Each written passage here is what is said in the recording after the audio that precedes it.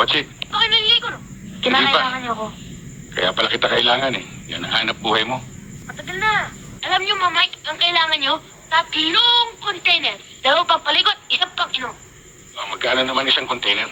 10 piso lang. Bali 30. Op. Sandali lang.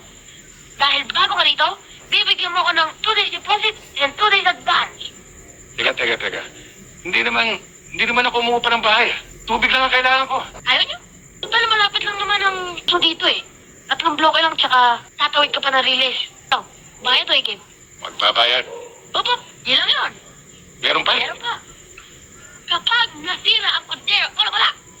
Papayaran mo. Sige, babayaran ko. Mga kosa, enter the water. Imbis dito sa bukol. What? Nothing. Good. Kung sa bakante, wala pa. Pero para sa'yo, wala tayong dapat pag-usapan. Iba yung lakas mo sa akin eh. Iyan ang gusto ko sa iyo eh. Kamusta naman yung mga aktibidades mo doon sa barangay mo? Alam mo naman yung barangay eh. Bahagi na yata ng buhay ko eh. Alam mo na, may lahing politiko. Laya na si Mike Bautista at iyan ay nangangahulugan ng panganib laban sa atin. Kung iniisip mo ang posibilidad na tayo ngayon ang hahanapin ng batas.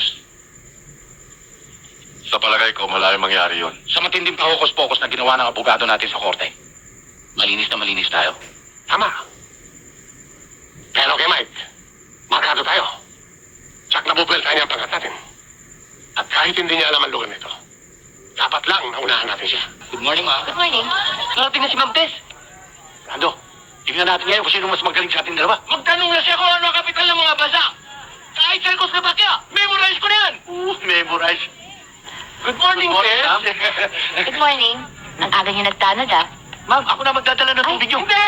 Ako na lang! Sabihin nila lang kami yan eh! Sandali lang ha. Sa dating kondisyon ha. Oo, ma'am, sige. Magtanong kayo. Ganun na. Sige. Ilang kanto meron ang tagsulok? Madali yan, ma'am. E di, 5. Bobo ka pala eh! Tatsulok na, hindi mo alam! Di 4. Hayaan mo, Frankie. Akong bahalang magtanong-tanong kung saan siya matatagpuan. Hindi ko malilimutan ang ginawa niya sa mukha ko. At ayaw gagalaw. Mahirap na kalaban si Mike. Napakatindi talaga ng service mo kanina, Mr. Tasio. Alam mo ba, si Mr. Acuna, nagmukhang amateur sa service mo eh. Alam mo, Tess, kailangan makita ng mga estudyante na hindi biro yung sasalihan nating sports tournament. Para naman mag-practice yung mga bata ng mabuti. Ay, Ano order nila? Shopper at kaman. At malamig na orange. ano ako? Chicken sandwich at saka soft drinks. Oo. Miss, pwede bang umupo dito sa tabi mo? Malungkot doon sa lugar ko eh. Sorry, mister, kasi may pinag-uusapan kami importante. Sandali lang naman eh. Tsaka, mas maganda at araw dito eh. Tapos ito ah. Kung magkaalam dito ah. Pwede ba, Mi? Pwede ba maahin, Mas? Ha? Ano?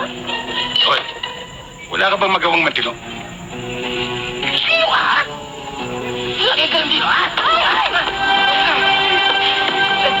Uli-uli, pag iinom ka, ilalagay mo sa tiyan mo. Huwag sa ulo! At ikaw, miss, uli-uli, pag pupunta ka sa ganitong lugar, ipiliin mo yung susuot mo. Huwag ganyan na nakashorts. Kaya linalapitan ka na lasing. Magbihis ka na maayos. Hindi bali ikaw. Hoy! Hoy! Ito! Wala nga to! Antipati ko! Ano palagi mo sa akin? Wala akong gay?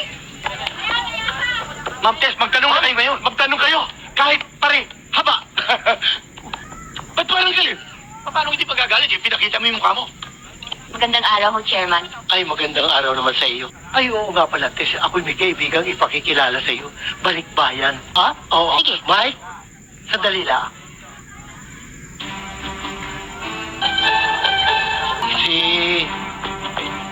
Aba, ano nangyari? Sa ibang araw na lang, Mike. Bakit? Masama ba mukha ko? Tatanong mo pa? Pakilamero! Akala mo tutulong? Kaya ikaw pipiliin mo yung isusuot mong damit sa ganitong klaseng lugar para hindi ka basta sinalasing. Bakit naman kasi kailangan pakilaman ng upo ng may upo? Ang shorts ng may shorts? Paano naging kaibigan ni Chairman ang antipatikong yun? Magandang gabi po, Sarento. Teka, ano ginagawa nyo rito? Hindi ba ito sa kabilang ronda nyo? Nagparelievo po kami. Andiyan po ba si Ma'am Tess? Siyempre naman, naririto. Bahay namin to, no? Pwede ho ba namin siyang dalawin? Bakit? May sakit ba? Si Alex! Tess? Tess! Tess! Ha? Dalihan mo! Bakit ho? Nandito si Alex! Roberto, magandang gabi po. Sandali lang, sandali. Ma'am Tess, ready ako sa pwesto. Ako rin ho. Magandang gabi. Alex, dali ka. Roberto, meron nga pala ako dito pasalubong sa inyo. Pagdamutan niyo, nabili ko sa New York. Mila, meron nga pala akong imported chocolates para sa'yo. Thank you. Okay. Tess, ito naman para sa'yo. Nahirapan ako sa kahanap dyan sa Los Angeles pero nakita ko rin. Mila, salamat, Alex. Sisi muna. Wala pa. Mukhang lumalakas yung hangin eh. Teka. Dito na lang ba tayo magkukwentuhan sa labas? Oh, Alex, halika na sa loob. Oh, sige. Alex, bakit to? Alam mo, ibig ko sana makipagkwentuhan sa'yo na matagal eh. Kaya lang, naka-duty ko eh. Pasensya ka na ha, Ates. Sabihin mo kaya Aling Pilar, ipaganda na makakain si Alex. Oh, pasok mo na rin ito. Di, makikikain din kami. Hindi, sasamahan niyo ako. Di, sasama kami. Yan na. Nasaan ba si Puchi? Hindi pa ba dumarating yun? Ewan ko, wala pa eh. Ito, eto na pala eh. Bakit ba ang tagal-tagal mo? Kanina pa ako ginugutom ah! Kasi ayaw na magpautang ng tindahan. Nakiusap na lang ho ko eh. Nagluto pa nga ho ko eh. Wala ka? Kung ano na sinasabi mo sa akin, tingin mo, pala. Ano? Doon tayo sa labas mag-usap. Hindi kami natin sa bata ka. Ito, ano ko tinamahan mo ng kalaro? Hindi ba sabi mo sa'yo, huwag mo nilapaya sa akin mga kalaro? Ha? Bakit tinulit ka naman? Bakit matigas ang ulo mo? Buwisit ka talaga, ha? Sinasabi ko lang po yung totoo eh. Aba naman, nasirang pa ito. Hey!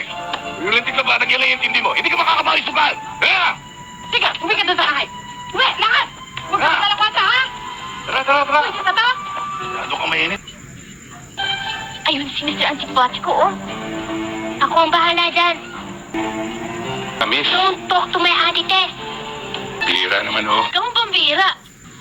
Teka, anong ibig mong sabihin? May kasalanan ka. Oh, kaya nga inaabangan ko rito para humingi ako ng dispensa.